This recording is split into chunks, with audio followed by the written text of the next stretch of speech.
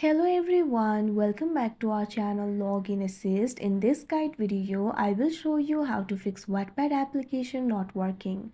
So if your Wattpad application is not working, there might be various reasons behind it.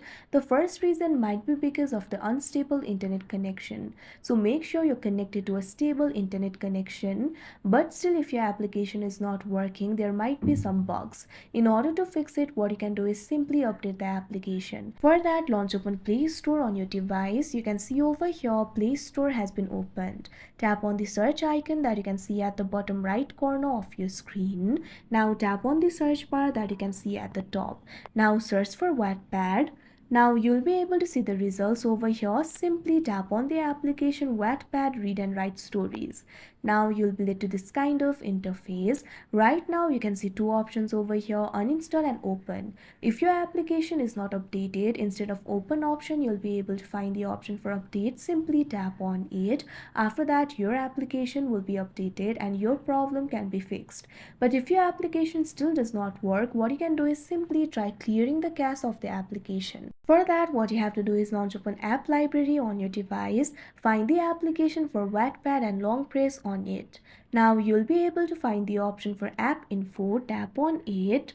Now you'll be led to the app info interface of Wattpad. You'll be able to find various options over here. Find the option for storage and cache and tap on it. Now you'll be led to the storage interface. You'll be able to find two options over here, clear storage, clear cache. Right now I have 7.47 MB of cache. Simply tap on the option clear cache. Now after you do that, you can see over here the cache will be cleared. Now after that your problem should be solved. But if your problem is still not solved, what you can do is simply try uninstalling the application and install it again. For that, go back. Now in this interface you'll be able to find the option for uninstall. Simply tap on it. After that your application will be uninstalled. Now go to Play Store or App Store and install the application again and try using the application. Now your problem should be solved.